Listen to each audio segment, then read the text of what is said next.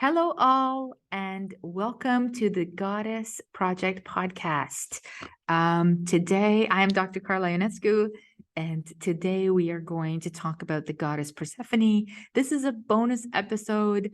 As you know, we were supposed to do the finale, but I went on this retreat for Persephone in Wales, and we started talking about Persephone. I was doing a bit of a lecture on Persephone, and then we talked about it after.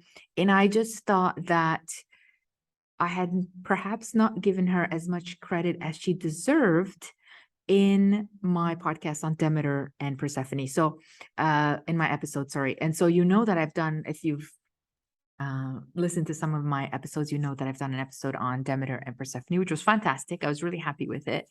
But then I thought about it and I was like, did I really give Persephone the clout that she really deserves?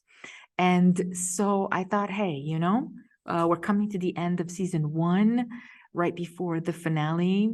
And why not do a bonus episode on Persephone? There's a lot of interest around the Queen of the Underworld and the Queen of Darkness and fertility and light. And I was really inspired by this, by the response at this retreat to Persephone, that I thought, hey, let's do a little bit of work on her. And so welcome. If you are new to my podcast, welcome, welcome, welcome. My name is Dr. Carla Ionescu. My PhD is in ancient history, but the main focus and the love of my life is the goddess Artemis. I wrote a book called She Who Hunts on the Greek Artemis.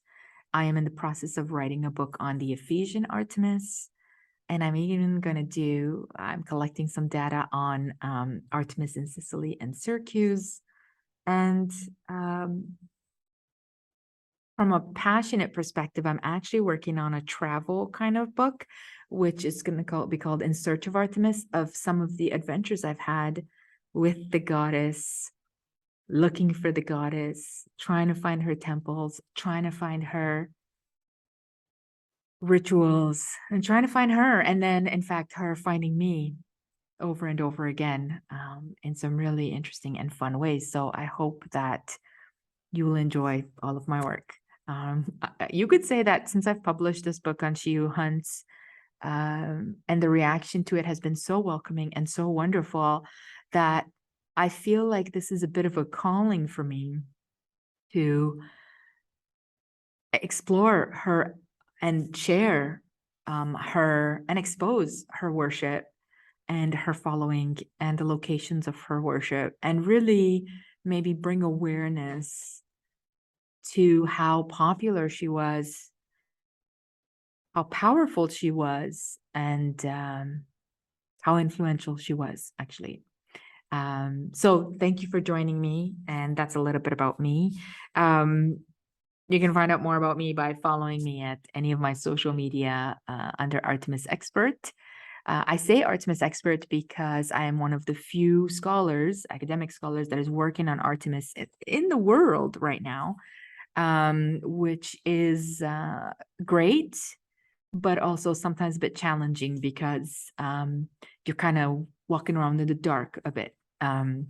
And that is not to say that things were not written about Artemis. They were, but a lot of them are either dated or have a particular kind of bias or dismissal of the goddess. And in fact, actually bring you back to Persephone, which is the topic of our episode today. I feel like Persephone's had a little bit of that as well. I feel like she's a bit overshadowed by Demeter, by her mother. And she's also in this interesting situation or category as Maiden, as Corey, of course, as Maiden. And so sometimes I feel like she's a bit dismissed as the daughter, while Demeter, of course, is a power to be reckoned with, as she should be. Demeter is a very powerful divinity, powerful Titan / Olympian.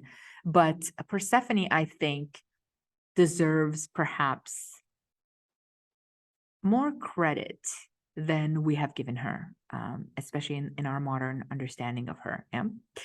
So as you can see, if you're watching me, I am in my classrooms at the university where I teach. In one of my classrooms, we just had a class on some goddess and ancient history and ritual dates, more or less. And so I thought I would record this podcast while I'm here. And then I have another class in a little bit. So it's perfect timing, I think, for talking about the goddess. So if you're watching this on YouTube, I'm going to share with you my slides. And again, I always say this. I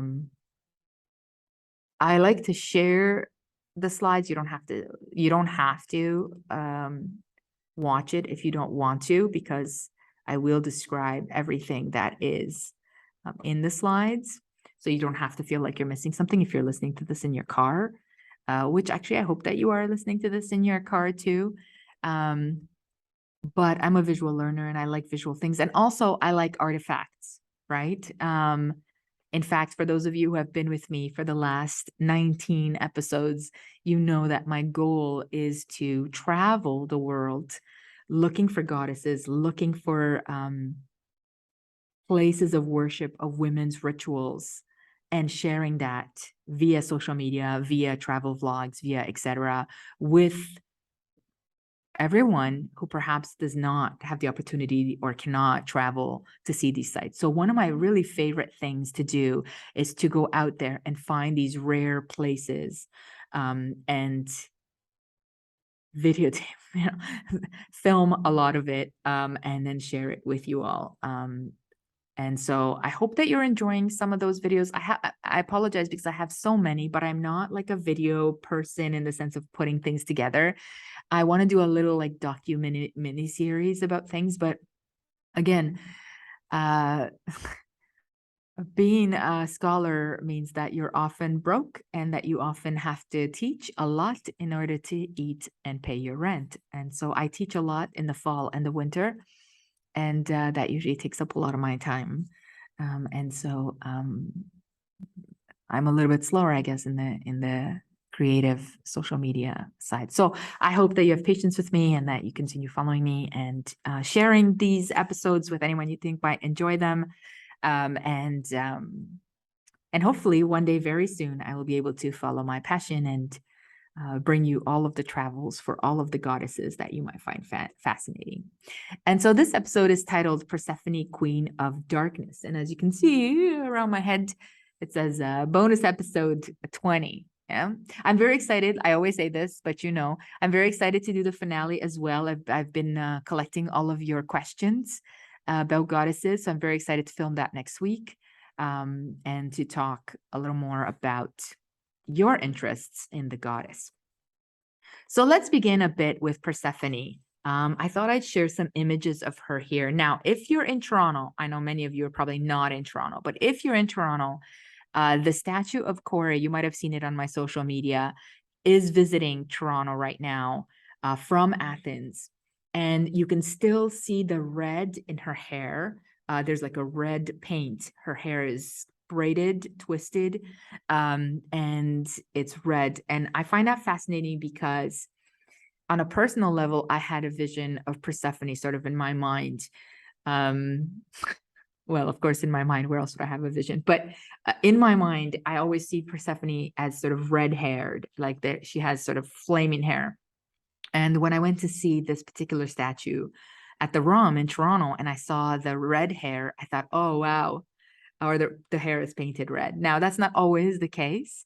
There are other depictions of Persephone where we are not sure what color that her hair is. So, but it was kind of an interesting serendipitous connection made there. Yeah. So let's talk a little bit about Persephone. So Persephone is the daughter of Demeter and Zeus. Yeah. And she, of course, as we'll see, becomes the wife of Hades and the queen of the underworld. Yeah.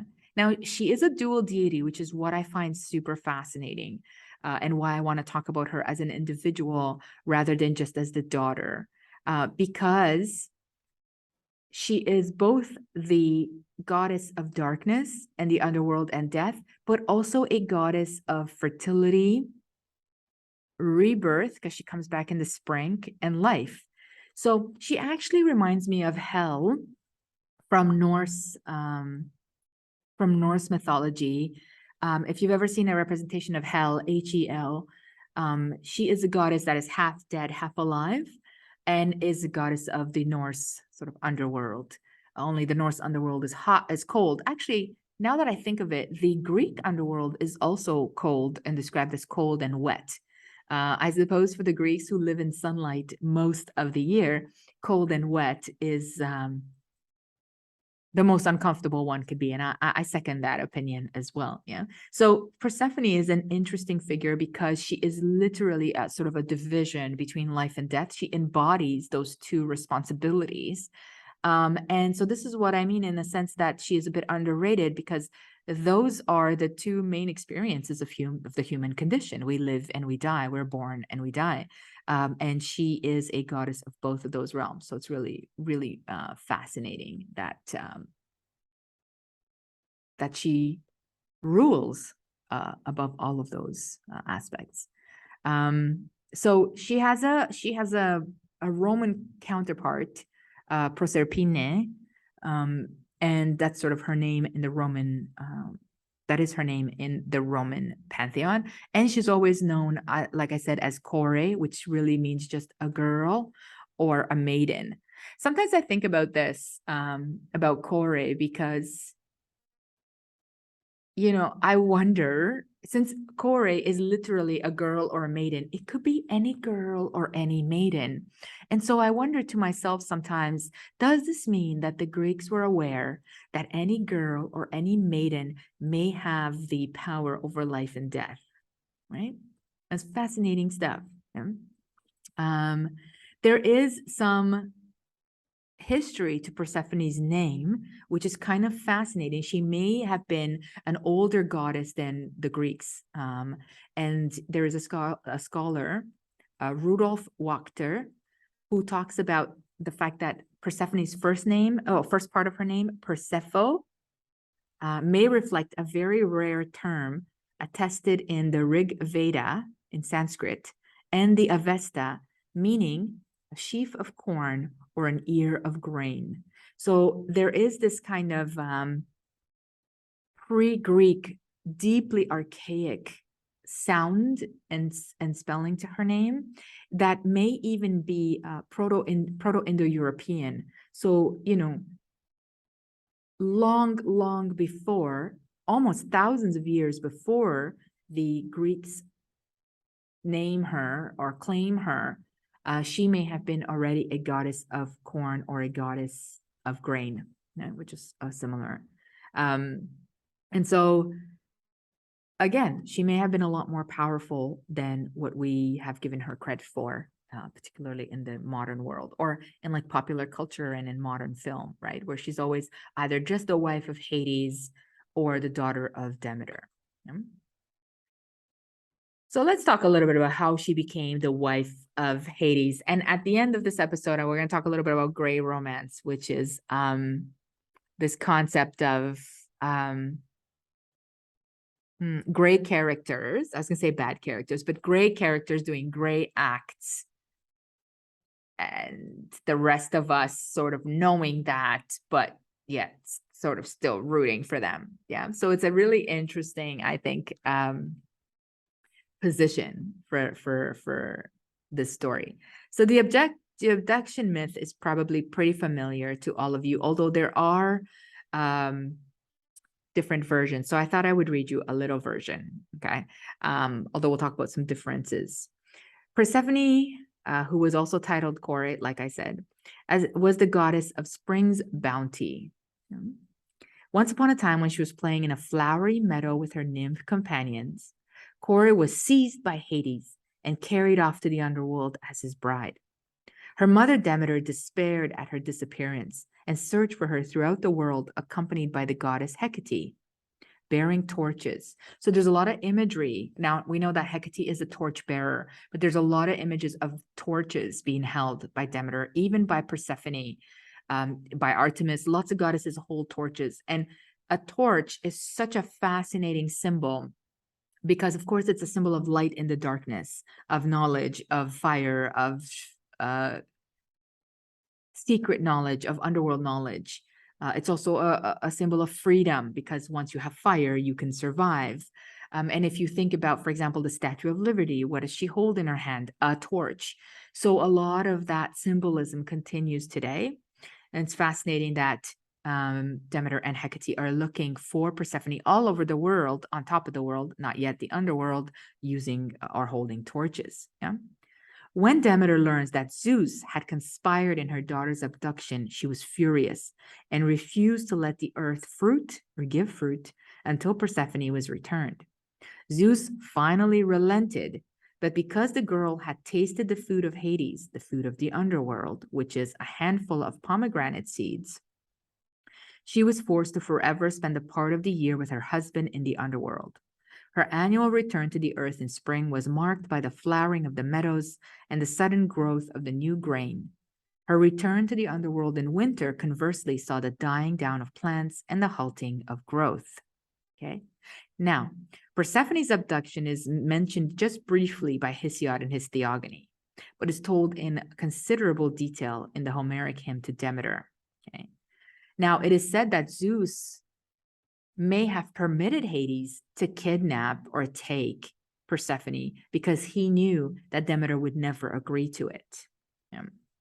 And there are other stories in which Persephone is hanging out with Artemis and Athena and other oceanids or nymphs as well. And that Hades kind of bursts through the earth in a chariot with black horses, which you kind of see in this image here. And he takes her, yeah, by force. There are a lot of interpretations of the force of this abduction, yeah, and we'll talk actually about them in a minute. And so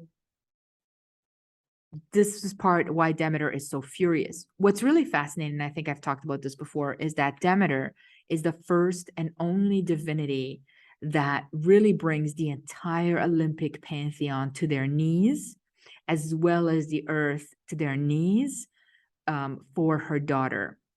And that really shows the power of Demeter, but also the power inherited by Persephone as well. So these are very powerful female figures or goddess figures, okay?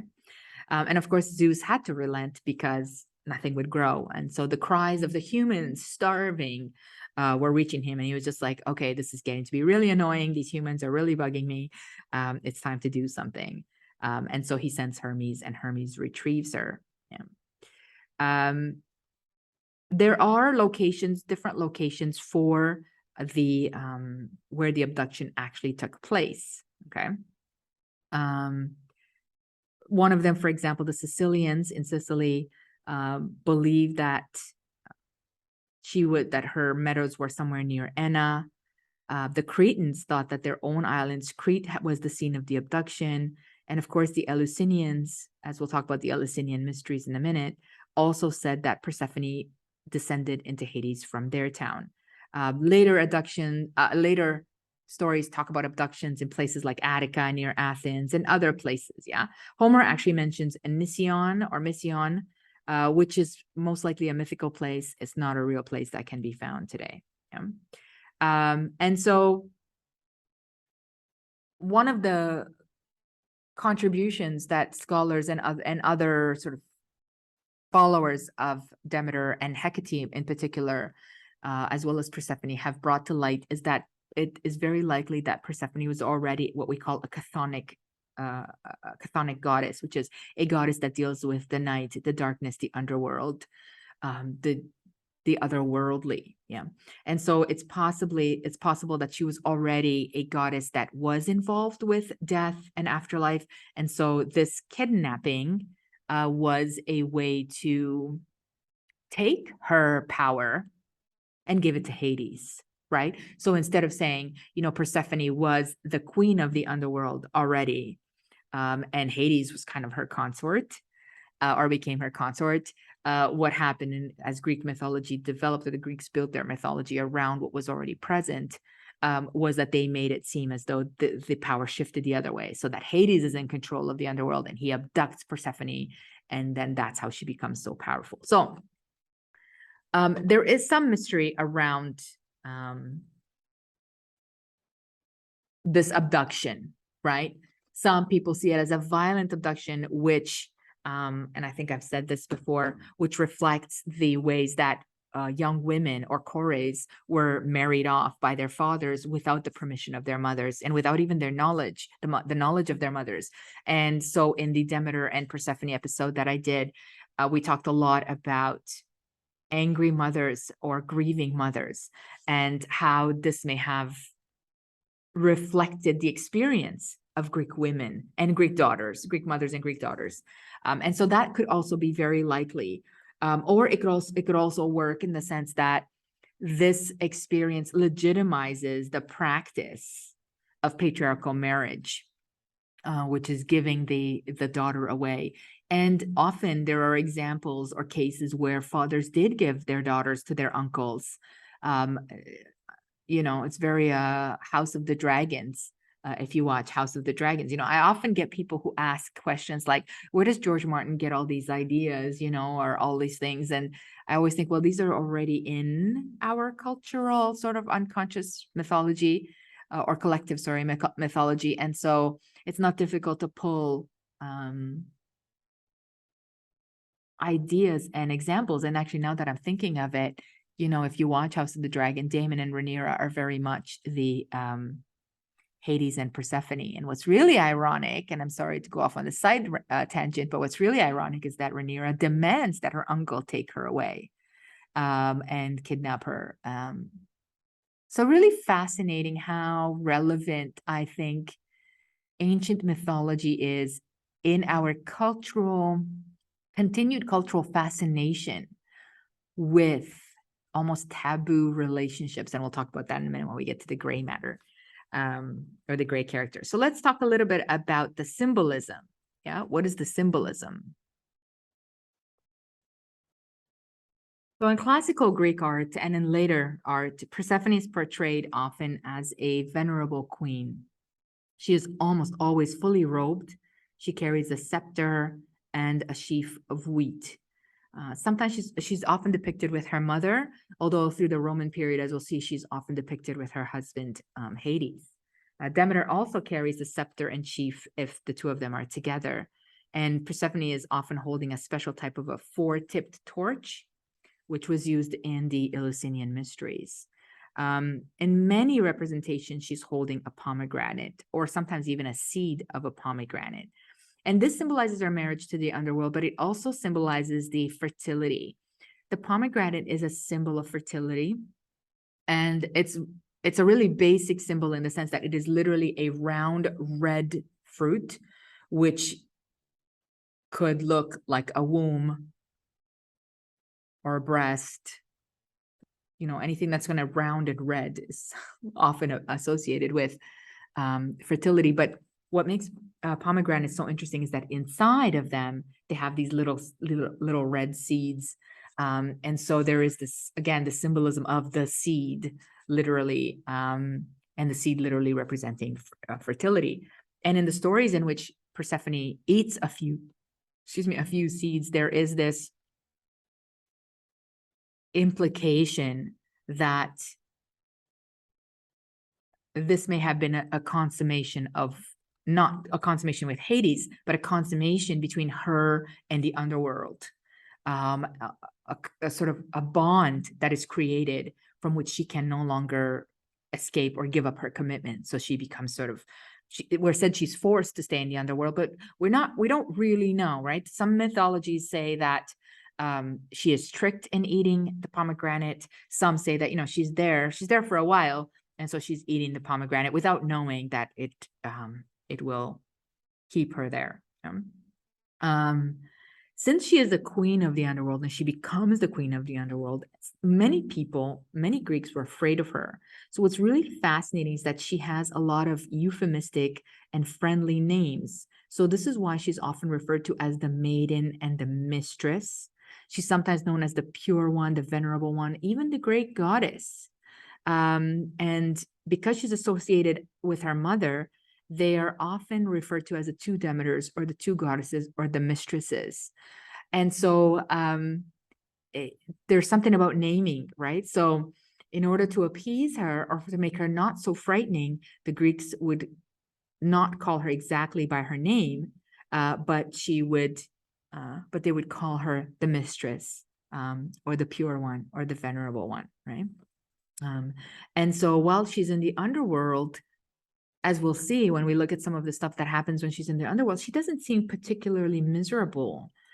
In fact, at the retreat, I mentioned to the audience, I said, Persephone is really living her best life. She's really living the best of both worlds, because in one way, she spends, let's say, whatever, a third of the year, 3-4 months with her husband as a queen and ruler.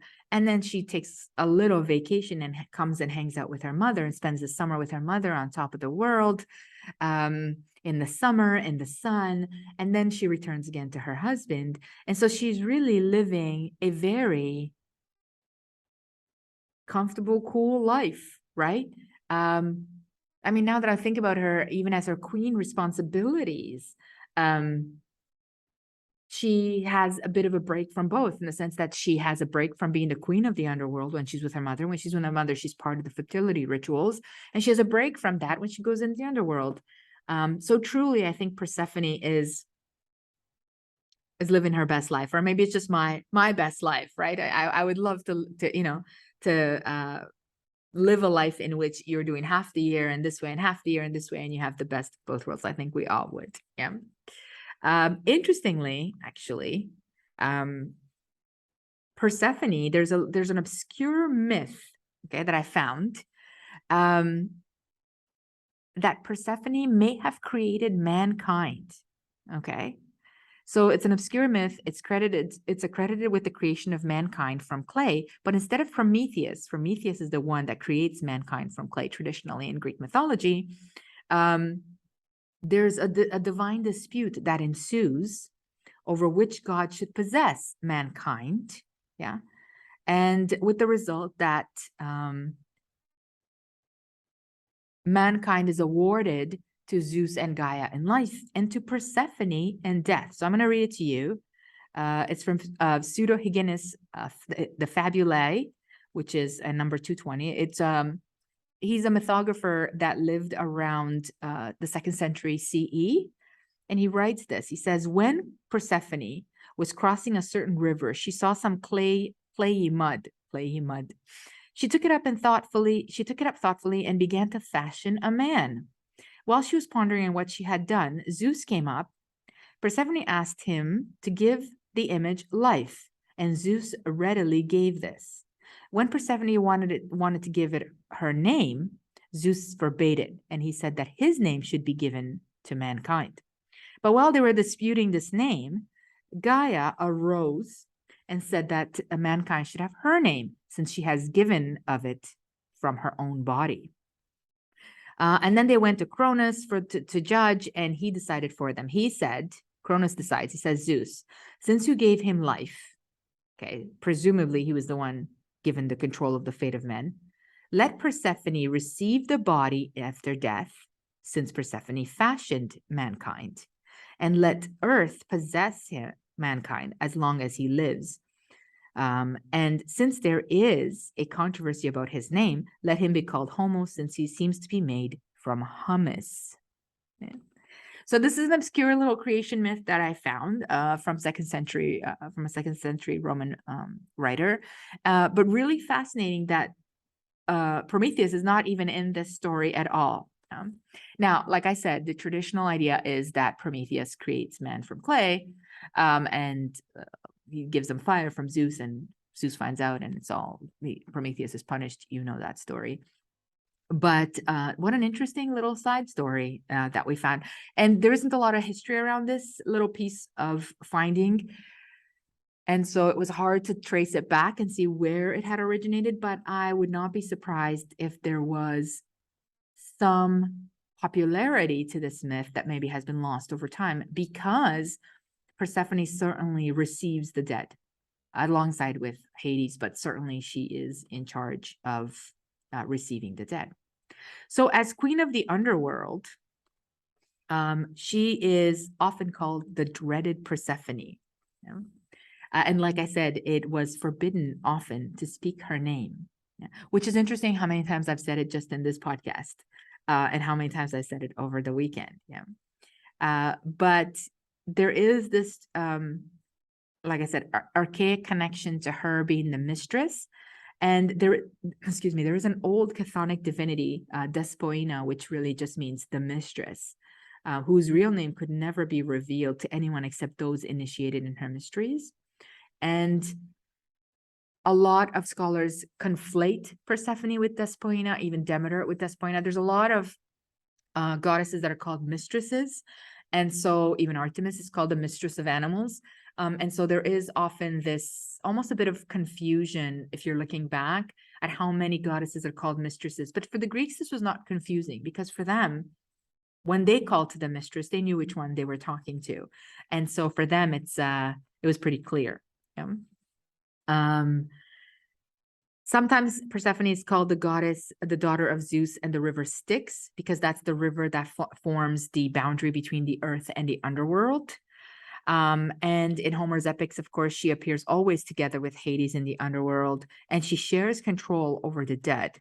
Yeah. She is encountered by Odysseus, and actually Odysseus calls her the dreaded Persephone when he goes into Tartarus. And he has to sacrifice a ram to the goddess, and the ghosts of the dead drink the blood of the sacrificed animal. And so there is a lot of respect that is given to her as the dreaded Persephone, as the queen of the underworld. And there were groves that were sacred to her, that were seen as spaces where the house of Persephone existed. And by that, I mean, there were sort of honored spaces for Persephone, because everyone, of course, wanted to make sure that in their afterlife, they appeased not just Hades, but the queen of the underworld. Yeah. And her central myth, of course, is the context for the secret rites at Eleusis, which is what we're going to talk about in a little bit.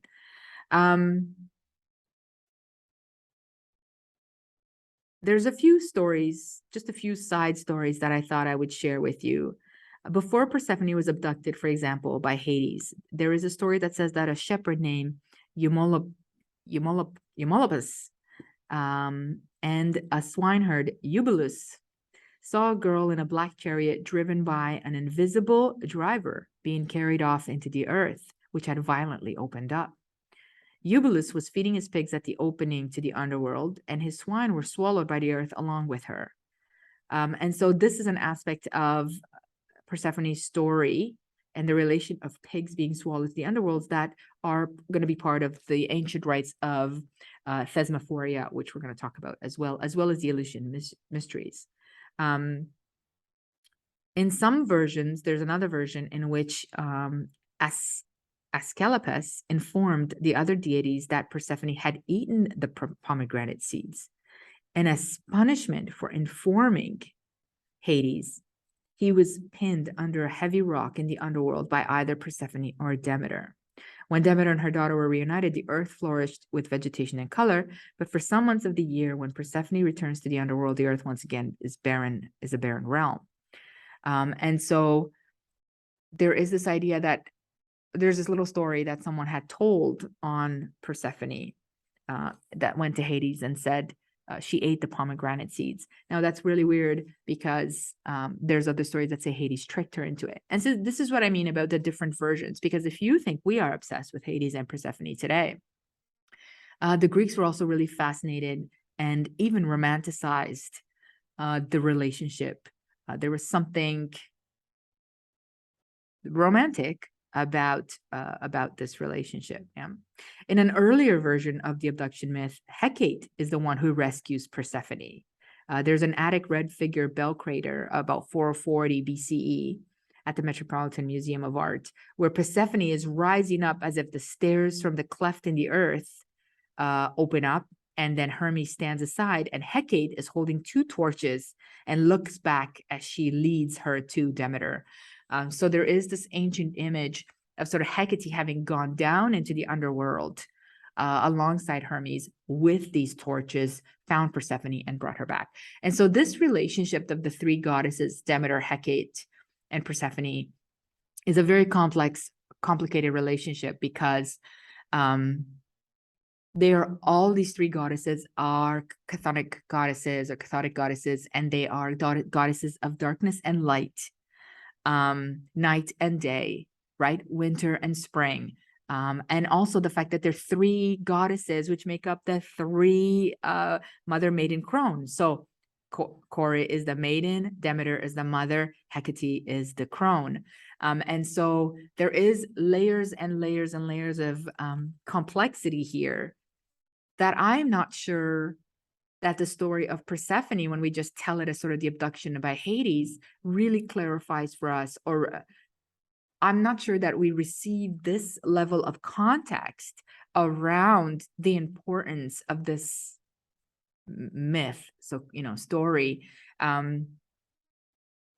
when we're just studying the myth itself, I guess is what I'm saying, is that there are multi-layers of cultural implications that perhaps we don't have as much time to study when we're just studying the myth.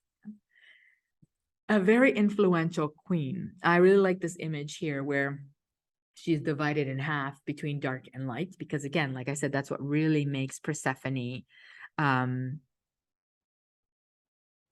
a unique character. What also makes her really interesting is that she's the only married figure or goddess or Olympian that does not cheat on her husband. I mean, she does fall in love with Adonis, but okay, but does not have these sort of affairs, nor does Hades really have any affairs outside of his relationship with Persephone, which is really, really very, very interesting. Also, what's really fascinating is, unlike Hera, I guess, although Hera does have quite a bit of power, certainly in the early period, Persephone is not just consort, she is queen, and she is given authority in the underworld. I would dare to say egalitarian authority. I don't know if I'd say equal authority, but definitely egalitarian authority, because she does really make some decisions. So I thought I'd give you some example. For example, after a plague hit Ionia, which was a place in ancient Greece, its people asked the Oracle of Delphi, and they were told, they went to consort. They went to consult the Oracle of Delphi, and they were told they needed to appease the anger of the king and queen of the underworld by means of sacrifice. Two maidens, Menippe and Metioche, who were the daughters of Orion, were chosen, and they agreed to be offered to the two gods in order to save their country. So this is human sacrifice, ritual sacrifice. As the two of them were led to the altar to be sacrificed, Persephone and Hades took pity on them and turned them into comets instead. So you see how Persephone and Hades are equal here. As I mentioned Adonis before, Adonis was an exceedingly beautiful mortal. We've talked about him before, and Persephone falls in love with him. Remember that after he was Aphrodite's son, and after he was born, after he was born, he was entrusted to Persephone to raise.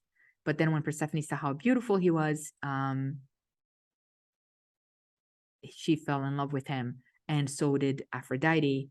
And so there was this sort of back and forth where they made an agreement that he would have to live with Persephone for half the year or wherever she was in the underworld, and then live with Aphrodite for the other part of the world when she was up in the, I guess, sunlight. But Adonis actually was really in love with Aphrodite. And so he asked the moon goddess Selene,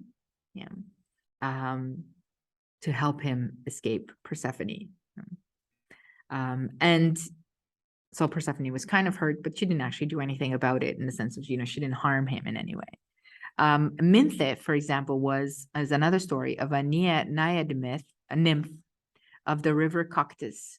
And she became a mistress to Persephone's husband Hades. So this is the only time that you get a little mistress myth, okay? But many of the myths say that she threatened to become a mistress, okay? And so that she kept saying that she would seduce Hades, and that she would, entice him to her bed. And Persephone found out before the actual act occurs. So it depends which myth you want to believe. And Persephone was so angry that Minthe tried to seduce her husband that she turned her into the mint plant. You know? Of course, there are other more vicious versions of the story in which Persephone tears Minthe to pieces for sleeping with Hades. And it is Hades who turns her into the mint plant to kind of save her, right? In another version of the same myth, Demeter is the one that is so angry at Minthe for trying to embarrass her daughter or ruin her daughter's marriage, that she kills Minthe over the insult to her daughter. So some really interesting stories that come out, or mythologies that perhaps we haven't heard that much about in the past with Persephone. Persephone also hosts people in the underworld a lot. And there's numerous myths of heroes and soldiers and others that go down and visit her. Of course, one of the most famous one is Orpheus. She is actually the one who permits Orpheus to leave with Eurydice, and she's so enticed by his playing and his music that it's Persephone who decides to release a dead soul or a dead person back to life. So sort of a rebirth, right? A reanimation, a rebirth. She's also the one to permit Heracles to leave the underworld with Cerberus, the three-headed dog. So again, Cerberus is the guard of the underworld, is a massive member of the protection of the underworld, and yet it is Persephone who receives Heracles like a brother and allows him to carry off the dog. And also we're told that it's actually Persephone who helps Heracles free Theseus from his bonds, right? So Theseus is bound in the underworld. She also really grants favor to Sisyphus, okay? So Sisyphus is an interesting story. Sisyphus is the son of Aeolus, and he comes to Hades after persuading with wily words Persephone, who impairs the minds of mortals and brings them to forgetfulness, right? So there's this tradition that when you arrive in the underworld, Persephone may help you forget who you were in life, okay? But Sisyphus is a hero who is able to overcome that, right? So he remembers who he is. No one else has ever reached, right, death's door, or gone down into death, to the shadowy place of death, and past the black gates which hold back the souls of the dead for all their protestations. But even from here, the hero Sisyphus returned to the light of the sun by his own cleverness. And so Persephone is so taken with his cleverness and his wittiness and his ability to remember who he is, but also he has like a wit about him, that she says, no, you have died and you have come down, but you deserve to go back up. And so she releases him and he gets to return back to life. And so there's a lot of stories in which Persephone makes these decisions. Now, these may appear to you as minor decisions, but the underworld is not a place that you can go and come back from, right? This is an extreme level of power to be able to return a person back to corporeal life, right? You're not just letting go of the soul to go wander around, up at the top. You are returning bodies into life. Okay? So it's not a wonder that she was so celebrated, that she was feared by many, and that she was central to rituals around life and death. Yeah, I don't want to say that she was central to the everyday lives or festivals of the Greeks or later the Romans, because I think that there are specific rituals. We're going to go over 3 of them. There are specific rituals in which she was worshipped widely and passionately, and what do you call it? wealthily. That's not really a word, sorry, but her celebrations were extravagant and required a great deal of wealth and sacrifice. And so there are those, but I don't want to say that she was a part of everyday life or of rituals around everyday life for the ancients that worshipped her. Yeah? So let's talk a little bit about her festivals. We're going to start with the Thesmophoria. So the myth of a goddess being abducted is probably pre-Greek, to be honest. There is a renowned scholar of ancient Sumer, Samuel Noah Kramer. If you've ever read his stuff or come across his stuff, he's really fascinating. He's posited that the Greek story of the abduction of Persephone may have derived from an ancient Sumerian story in which Ereshkigal, which is a Sumerian goddess of the underworld, is abducted by Kur, the primeval dragon. Okay, so this is part of Sumerian mythology and forced to become the ruler of the underworld against her will. So this myth predates, of course, the Greek myth of Persephone.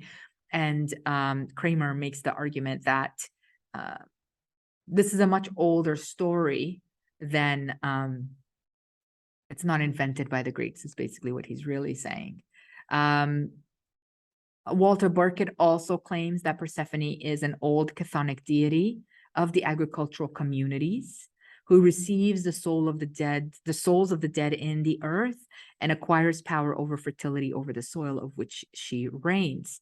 And so there are a lot of stories and there's a lot of research that shows that in an agrarian culture, an agricultural culture, there have always been a goddess of grain that actually embodies both life and death. And you can imagine that if you ever farm or if you ever grow your own plants or if you ever grow anything, the connection of life and death and the importance of fertility and the importance of renewal each year, that if that's your life and that's your livelihood, that becomes, of course, central. And so having a divinity to which you pray for fertility, for wealth, for etc., is quite natural, actually. And so it probably doesn't sound too off or too unusual to most people. Yeah? So the cults of Persephone and Demeter in the Eleusinian mysteries and in the Thesmophoria were based on older agrarian cults. Okay, so the rituals that are performed here have older or pre-Greek roots. Yeah. They were closely guarded secrets, which is really fascinating because they were believed to offer the initiates a better afterlife than the miserable afterlife of the underworld. And so there is some evidence that these cults come out of the Mycenaean age. And Kareni, who is again another fantastic scholar, asserts that some of these practices come from also all the way back to Minoan Crete. And to me, as some of you know, I feel very connected to Crete and in a very visceral way. It wouldn't surprise me because a lot of the statues that were found in Crete, a lot of the caves that are found in Crete, there is a sort of chthonic connection, almost like the connection is in almost every ritual and almost every festival. And so it wouldn't surprise me at all that Persephone and the others are as old as Minoan Crete or even before, back to Sumer. So let's talk about the Thesmophoria. I'm going to talk a little bit about what is this religious festival and kind of what happened. So you have an idea of how Persephone and Demeter are celebrated. Now, to be fair, actually two of these, the Eleusinian mysteries and the Thesmophoria, are celebrations for both Persephone and Demeter. The last one that I'm going to talk about is the Anthosphoria, is actually just for Persephone, which is kind of fun. So I'm going to leave that for last. So let's talk a little bit about the Thesmophoria. The Thesmophoria, like I said, is a religious festival that was held in honor of goddess Demeter and Persephone, and it was held annually, mostly around the time of late autumn. Yeah. And sometimes it's actually associated with the harvest or instead of the harvest. And it was always celebrated as an agricultural fertility celebration. Yeah. And this festival is one of the most widely festivals celebrated in all of the Greek world. Yeah. And it was only restricted to adult women. Okay. So I always call this the women's festivals or the women's party. Only adult women were allowed to attend this festival. And the festival was, everything that was practiced during the festival was supposed to be kept secret. And so some of the most extensive resources that we have are from a scholar called Lucian, who explains the festival in Aristophanes, who explains the festival. And then Aristophanes, he actually wrote a play called the Thesmophoria. I can't say this right. Thesmophoria Sua, which parodies the festival. Okay. I said that wrong, so sorry about that. But it was one of the most widespread ancient Greek festivals, and it was celebrated every year. Yeah. It even dates back to before the Greeks settled in Ionia. Some people argue that we can date it back to the 11th century BCE, so that's almost 3,200 years ago. There are those, we know more about the practices from the practices of Athens, but there's also some information of this festival from Sicily and Eritrea. So so you can see how widespread it was around the Mediterranean. Yeah. Men were forbidden to see or hear about the rituals. Okay. It's unclear whether it was all free women that celebrated the Thesmophoria or only aristocratic women. Non-citizen and unmarried women may not have been at the festival. Now, there are some stories and some scholars who say that actually non-citizen women or slave women were allowed to participate in this festival, and that actually slave women may have been given the day or the time off for this festival. So again, it's unclear who was allowed to celebrate at the festival. However, we know for sure it was all adult women. Yeah. Sometimes, for example, like at Delos and Thebes, the festival may have been in late summer, again, close to the harvest. And it was a 10-day long event. So a 10-day festival just for women and fertility and harvest and food and drink. Good times. Yeah. This festival, of course, commemorated, why can I not speak today? My apologies. The kidnapping of Persephone by Hades and her return to her mother. Okay. So during this festival, pigs were sacrificed and their remains were put into pits called megara. This is what Lucian tells us. An inscription from Delos shows us that part of the cost of the Thesmophoria went towards paying for a ritual butcher who performed the sacrifices for the festival. Okay. Sometimes some other sources tell us that the women actually performed the sacrifices themselves. Yeah. Sometime later, the rotten remains of these sacrifices were retrieved from the pits by bailers. So this is where sometimes people talk about slave women being allowed to participate in these rituals because there's a lot of work to be done. And since no men were allowed, certainly the aristocratic women did some of the work, but not all of the work. So there are some ideas that different level of classes of women were allowed to participate. Yeah. There was, of course, an altar to Persephone and Demeter. There were cakes that were baked in the shapes of snakes and phalluses. And this, again, has to do with fertility and fertility rites. And whatever was left over from the festival was scattered in the fields where the seeds were being sown, sort of as compost, really, to ensure a good harvest. Yeah. Walter Burkitt talks about how this practice may have been the clearest example in Greek religion of agrarian magic. Yeah. And so It's not clear exactly what happened to the leftovers of the animals or who retrieved them, like I said, or where they were placed. There are stories that the women would butcher the piglets, little piglets, and there'd be sort of this big pit, this megara, and they would, they would throw these piglets into the pit while the piglets were still bleeding. And so I've heard some of that story, read some of those stories. It's unclear exactly what happens to these piglets once, because there were so many once the festival is over, but many scholars will say that they were used as compost. And so there's a few days of the Thesmophoria. The very first day is known as an excuse me, anados, which is an ascent. Okay.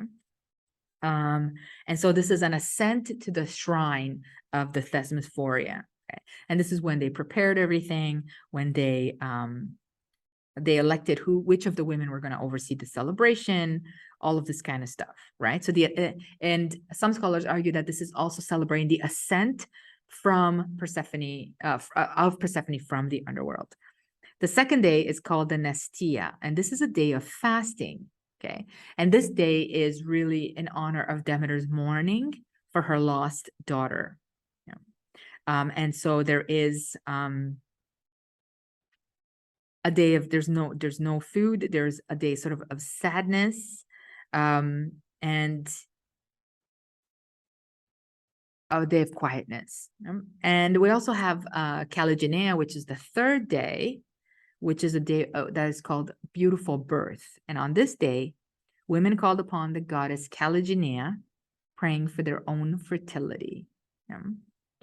But Plutarch tells us, for example, that in some places they didn't celebrate this third day because it was seen sort of as an anti-Persephone, not anti-Persephone, but it wasn't honorable to Persephone. But it depends. Many of the festivals across the Greek world and later the Roman world were practiced these 3 days. Yeah? And so in a way, the Thesmophoria is a sacrifice. Yeah, actually, that's a sacrifice to the goddess of fertility, to the goddess of the harvest. And it's sort of a time for women, 10 days for women to get together to honor the loss of mother-daughter, but also to honor the beautiful rebirth, and to pray for their own fertility and the fertility of their lands or their husbands' lands, and the fertility of their community. So like I said, one of the most popular and sort of widely celebrated ancient festival that is all women, all for women. Next, we have the Eleusinian mysteries. Now, the Eleusinian mysteries are a little bit different because this is almost like a cultish space. That is, people have to be initiated have to be initiated into this cult. Actually, they are a cult. Let's put it honestly, sort of a cult. And so there are initiations that happen every year, okay?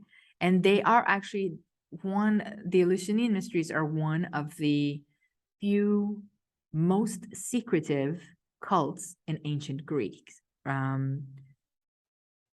Again, there is some evidence that this may have Mycenaean or Minoan roots, and that the cult of these mysteries can be traced back, thousands of years, or at least 1,000 years before the Greeks arrive. And again, interestingly, this cult practice also deals with a descent, right? A loss, a search, and then an ascent. And of course, again, represents the abduction of Persephone, the search of Demeter, and the return of Persephone. It was a major festival, or a major cult, actually. And it spread far and wide during the Hellenic era, and spread late into Rome. Like I said, some religions appear, some of the rituals appear to have connections with Minoan Crete and earlier, almost Near East archaic traditions. Most of the rites and ceremonies were kept secret, and they have been preserved from any of us finding out what they are. Okay. And what we know is that a lot of the rites had to do with Persephone's rebirth, and therefore this idea of immortality, of salvation in the afterlife, that there is a reward in the afterlife for the initiates. And so keeping the rites and the ceremony secret became central to achieving salvation. So you can only imagine that if someone tells you, I'm going to give you, knowledge of the afterlife, but in order for you to achieve or reach the afterlife in a positive place, not Tartarus, where all the bad people go to in the underworld, you must make sure that you keep it a secret. You can imagine how secretive the entire community or cult members would have been. So it takes place, of course, at Eleusis, where there's a massive temple, and you can still go visit it today. The ruins of the temples are still there. There's lots of excavations. Some of the excavations show us that, like I said, this ritual can go back far back, predating the Greek Dark Ages. So it's quite ancient, and that there may be a private building that is under the telesterion, which is the main building where this ceremonies took place, that there's a building underneath that may predate Greek occupation. And so in many ways, I would say that these cult practices were practices that were meant to allow human beings to rise above just humanity.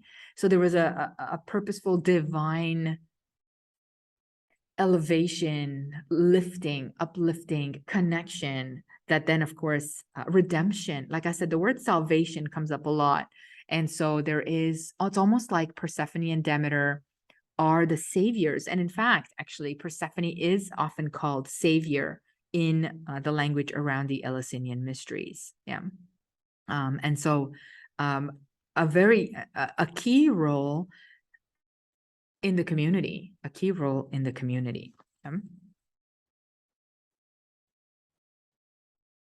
Now, there are two types of mysteries, the lesser and the greater mysteries. And perhaps I'll do an episode on the mysteries themselves, the Eleusinian mysteries, because although they are mysterious and there is a lot of secrecy around it, we do have actually some detail of what happens each night kind of thing, and what happens, or estimations of what happens. And that is sort of a collaboration of some minute sources like Cicero, or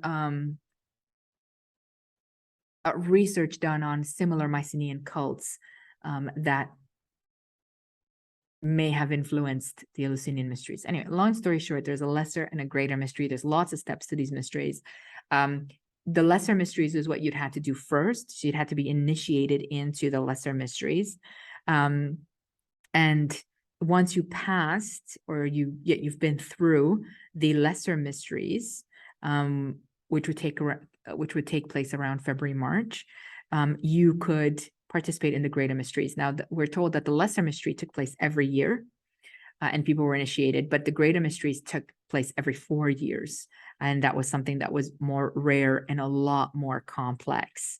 And so I'm not going to go into all the details of the mysteries themselves, but I will say that the end goal was that you would access sort of a high enough level within the cult practice or the ceremonial practice that you would see or participate in a ceremony of salvation, or in a ceremony that allows you to experience a positive afterlife. Right? So like I said, a lot of these mysteries had to do with immortality. Now, in the beginning, scholars will say they didn't really have to do with immortality. They were really about just having a better afterlife than just being stuck in the underworld in Tartarus. But as the mystery became more popular and developed, this idea that the afterlife would be pleasant, and the idea of the Eleusinian fields in the afterlife develops. And so it almost becomes like a Greek heaven or hell in a sense, but the heaven is also within the underworld. So it's almost like the underworld becomes divided between a good and a bad place, and the Eleusinian mysteries allow you to enter the Eleusinian fields, which is an afterlife that is, I would say close to a heavenly realm. Yeah, so it's a positive sort of heavenly realm. And then we have the third celebration to Persephone, which is the Anthosphoria. Now, the Anthosphoria is a religious festival, and it's a religious festival that was held in ancient Greece in honor of Persephone's return from the underworld. Yeah, and it was known to be one of the most beautiful. It was almost like a flower festival. I have a friend who's from Colombia, and she says that every year they do a flower festival. And this is very much that for the Greeks. It's a flower festival. There's music, peaceful celebrations that commemorate the return of Persephone, the goddess of springtime. It's more like a holiday of happiness and purity. Sicilians, for example, in Sicily, celebrated the Anthosphoria widely with lots of flowers. It was one of their most important celebrations of the year. Again, it's a celebration of spring. It's a celebration of rebirth. And if you think about it today, for example, Christians still celebrate spring with Easter, and the theme is still rebirth. And in many ways, I suppose there are flowers and rabbits and eggs and all this sort of pagan symbols that are associated with rebirth, with fertility. And so in many ways, we continue to celebrate the return of Persephone in the spring. I really like that. We celebrate her descent in the harvest, in the fall, and we continue to celebrate her ascent and return in the spring. Yeah, that's quite fascinating. Yeah, quite fascinating. So the Anthosphoria, I think, is a celebration that is not so much a mystery, nor is it in any way ritualistic, but it's just pure joy. So flowers, food, drink, festival. Yeah, a really good, fun times. And I thought I would kind of address a couple of places where Persephone is, maybe 3 places where Persephone is celebrated and how she's celebrated, especially since I've been talking about Minoan Crete and the Near East for so long. So I thought I'd cover the Minoan Crete, I'd cover her in Rome, and I would like to cover her in Orphism, because Orphism is another Orphism is another fascinating sort of religious cult that Persephone plays a key role in. Yeah. So like I said, in the Minoan tradition, there were many aspects of a chthonic goddess, particularly a goddess that appears, or the appearance of a goddess from above in a dance. So dance floors were discovered in addition to vaulted tombs, and dance was ecstatic.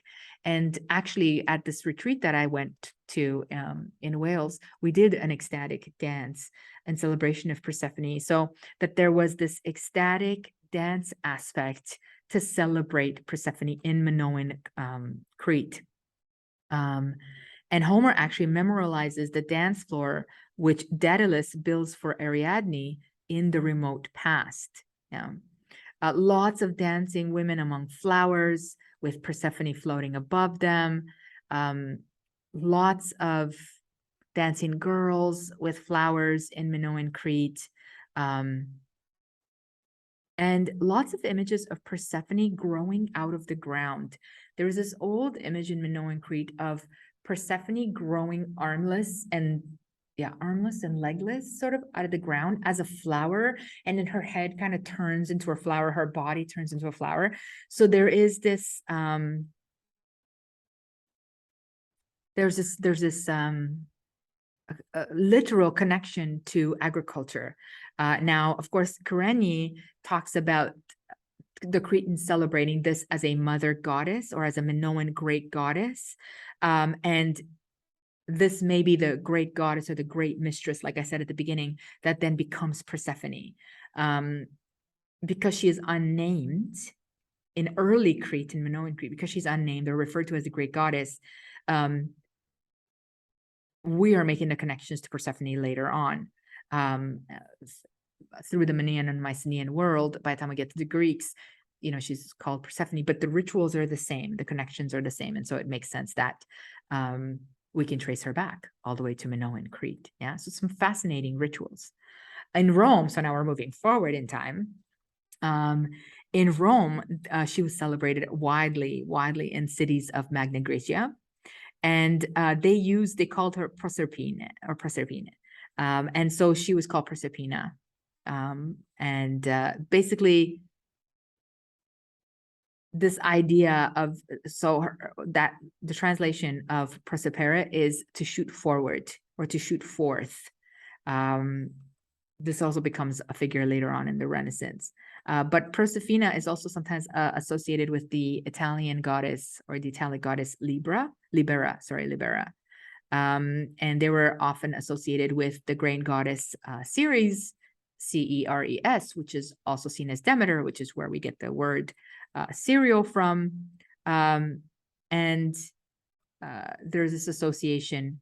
So Persephone is sort of multilateral here. Yeah.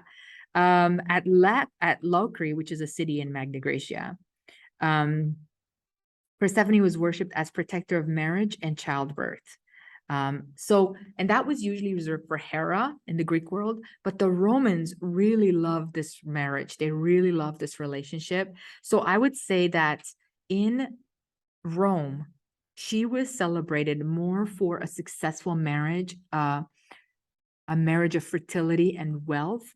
And this is where we first see, you can see here I have these two images. This is where we, not first, but this is where we mostly see her depicted more with Hades and her husband than her mother Demeter. Yeah. And so there's lots of burial or altar depictions in which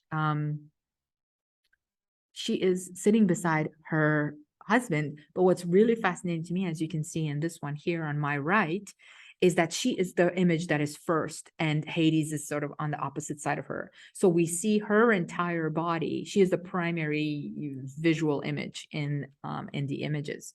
And there are stories, especially like, for example, Virgil talks about how Persephone is not really interested in following her mother. She's actually really dedicated or committed to her husband.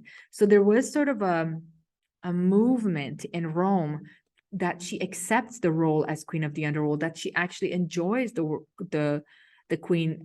as queen of the underworld. And so even though the story remains the same, that she was abducted, but that she actually welcomes that role and welcomes that position, and perhaps did not want to spend her entire life at her mother's side, or maybe being sort of second to her mother.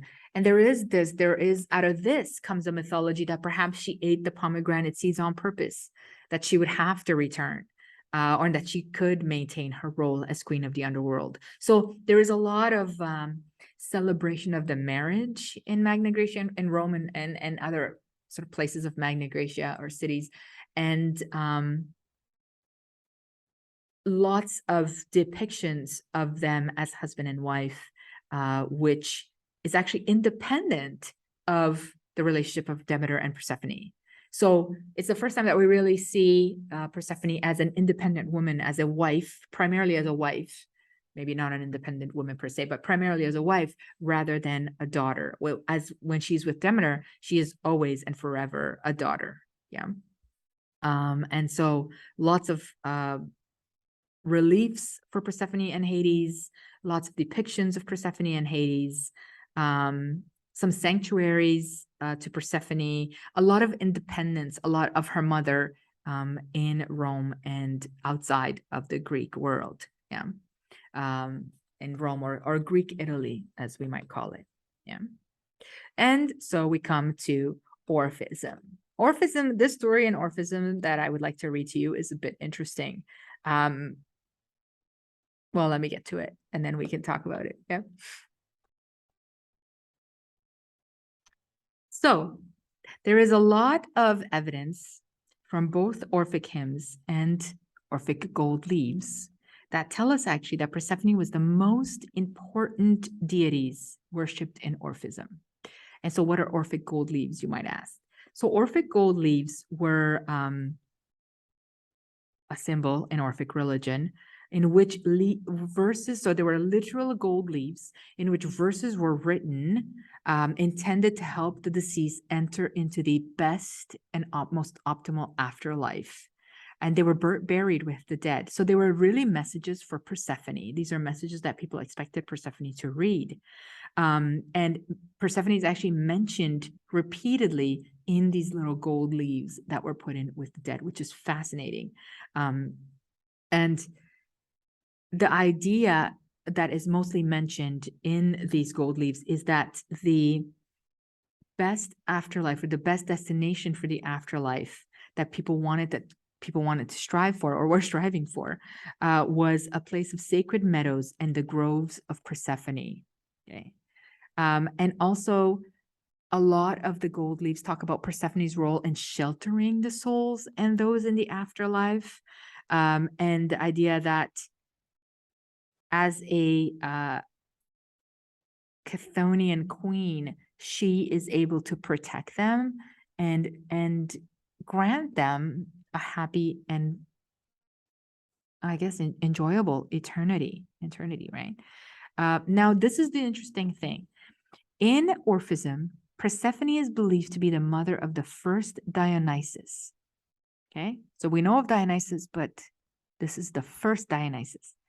In an Orphic myth, Zeus comes to Persephone in her bedchamber in the underworld and impregnates her with the child who would become his successor.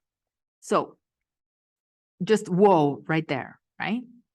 And the infant Dionysus, though, so an infant Dionysus is born, and he is later dismembered by the Titans before being reborn as a second Dionysus who wandered the earth spreading his mystery cult before ascending to heavens with his second mother, Semele. So the first Dionysus is what is referred to as the Orphic Dionysus, and he has an alternate name, Zagreus. And the earliest mentions of this name in literature describe him as a partner to Gaia and call him the highest god. Aeschylus, for example, considered Zagreus either an alternate name for Hades or for his son, presumably born to Persephone. Others have considered Hades as a alternate or a chthonic form of Zeus, and therefore when Zeus impregnates Persephone, and out of this a child is born, it makes sense. So he's not necessarily sneaking into the bedroom, but he is a chthonic form of Zeus. Yeah. There is also some stories that talk about Zagreus being the son of Hades and Persephone. That was then later merged with the Orphic Dionysus. But very, very interesting sources. Now, in Orphic tradition, there's only Dionysus, there's no Zagreus. But in other traditions outside of Orphism, there is this term. So it's a very complex kind of association between the two. Now, scholars believe that this association may have been made in 3rd century BCE by Callimachus, because Callimachus wrote about this from a source that is now lost to us.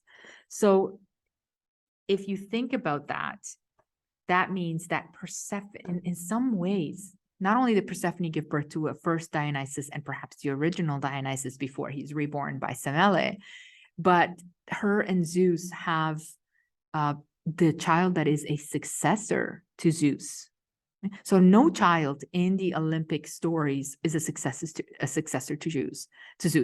But this individual, Zagreus, or perhaps first Dionysus, depends on who you read, may be the successor to Zeus, and a willing creation by Zeus himself, in the sense that Zeus purposely either seduces Persephone, or if he's a chthonic sort of form of Hades, has marital relations with his wife. Either way, she becomes impregnated with this inheritor of the realm and of the Olympian power. So Persephone is a fantastically powerful and unique divinity. And I hope that you've sort of seen that in this episode, and perhaps maybe learn something that you weren't really aware of. Because I also, I did a lecture on Persephone, and I had done a lot of this work, but I had to narrow it down a little bit. But I just felt like there was more to be said about her, and more that I wanted to say about her. And then I also had that sort of feeling that, again, which is sort of my theme, I guess, for this podcast, is we don't know the goddesses or the gods in the same way that, no, that doesn't sound very nice. It's not that we don't know them, but we're not taught them in ways in which they were originally worshipped, in the complexities of the ways in which they were worshipped, and in ways that we can take from that history and apply it to our lives, right? We no longer celebrate the harvest. We no longer celebrate the spring. We don't have rituals of ceremony in order to create this connection between the goddess and the earth and life and death. Yes, people have religions, which is great, and they have their own sort of processes, but the integration of the earth, of the environment, of the darkness, of the descent, of life and death in one ceremony or celebration every year is something that I myself perhaps do not experience at the level at which I think the ancients experienced. Yeah, we have some celebrations, but they've been sort of watered down or funneled into thinner celebrations, more perhaps restrictive, or I'm not sure. But I really enjoyed participating in a celebration for Persephone this past weekend that involved people and community, food, an ecstatic dance, prayer, meditation, time spent outdoors, even though I'm not a fan of being outside in the cold, but time spent outdoors, time to reflect on the earth, on the fall. So you are actively doing something, right? A type of orthopraxis, a type of practice of a ritual rather than just belief. Belief is great. But I think when you are actually actively doing something changes, something changes in yourself. And so we come to the end of our episode, and we're covering a bit of the gray heroes and gray romance. And I've gotten here, if you're watching it, a few pieces of fantastic art or sci-fi or fantasy art of Persephone and Hades. And there has been a multitude, I would say, of couple art. This couple, this gray area, fascinates our artistic, collective, unconscious and conscious selves. This idea of a cold knight or a cold hero, and a warm-blooded or living heroine. The duality of the two, the dark and the light, the cold and the warmth, has fascinated all of us. And in the modern creative arts, even more so. And so, as you can see here, Hades is often depicted as a sort of white-haired elf. Actually, that's kind of what he reminds me of. And now, of course, a Targaryen. And Persephone is often depicted with red hair, but often with flowers in her hair, warm-bodied, young. So she's in the maiden form, and a bit soft, I would say, in some of these arts. Now, there are the other pieces of art where she becomes empowered as the queen of the underworld. But I suppose that what fascinates us more is the moment of seduction or abduction, in a way in which sometimes becomes a bit complex. Like, it's very difficult to romanticize abduction. I find that very difficult. Yeah, that's just it. That's it. I find that very difficult to romanticize abduction. So I'm not going to, but I think that there is an element of willingly going or partially willingly going. And often I talk about Persephone as an individual who has no agency in her life, in the sense that she is taken by Hades and she is returned by her mother. So she is a child, she is a product of trauma, first of all, in the taking and the abduction, and then in the return, the forceful return by her mother. So she really doesn't have agency or is not active in neither her being married off to Hades nor her rescue. And yet, out of this trauma and out of this sort of almost helplessness or lack of agency, she becomes a power to be reckoned with. Not only does she rises to the equal of Hades, and some may say more powerful than Hades in that story, but then she also rises to the equal of her mother, and perhaps one can argue more powerful than her mother, because she holds the key to two things, life and death, where Demeter, of course, is the key to life, and rebirth and fertility. And so I think that Persephone is often underrated for the fact that this is a divinity that has been sort of moved from one place to another by force, whether it's maternal or husband force, but builds herself, embraces and embodies her power in a way that allows her to become a central figure, perhaps the central figure in these relationships. Is Hades the same without Persephone? Is Demeter the same without Persephone? I would say no, absolutely not. So she really centers herself, in a position that she's sort of been forced to adapt to, and she adapts. So I would say Persephone is perhaps the ultimate survivor, and a fantastic role model for women who may feel helpless in some ways in our society and empowered in other ways in our society. And so if I was to use Persephone as a guide, I would say that she is a guide towards figuring out how to survive and how to empower yourself out of the tools that have helped you survive. I would say those are the ways in which Persephone serves us best today, and continues to serve us, perhaps even in the afterlife. So thank you so much for joining me and for putting up with my for those of you who this is your first time listening to me, I do not edit this podcast. I do not chop it up. I don't do anything. And sometimes I literally think about things on the fly as I go. So I have my notes. I sometimes read off my notes every now and then. But sometimes things just come to me as we talk, or sometimes I want to say something in 3 different languages and the languages get a bit messed up. So forgive me if every now and then there's a lot of and I, or there's pauses. Sometimes I do that with my students where I'll be teaching and then I'll just pause because I'm trying to think my thoughts through, and I'll just kind of, that's when you really see them lifting their heads out of their laptops and looking at me, going, what happened to Carla? So I guess that helps to draw their attention. But I like to think about things as I say them sometimes, or things will come to me as I say them, or connections will come to me. And so I hope that you enjoy that transparency in this podcast and the fact that it is unedited.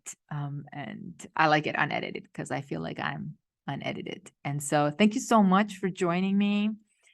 Please share and please follow me on Artemis Expert or the Goddess Project podcast on IG and all over social media, and let me know what you think. Let me know what's interesting to you, and there's still time to submit some questions for the finale podcast next week, where I'll be answering listener questions about everything to do with goddesses or any of the eps or anything that we've done in this first season. So thank you again for being with me. I hope you have a fantastic weekend, and we'll talk next week. Bye, y'all. Have a great weekend.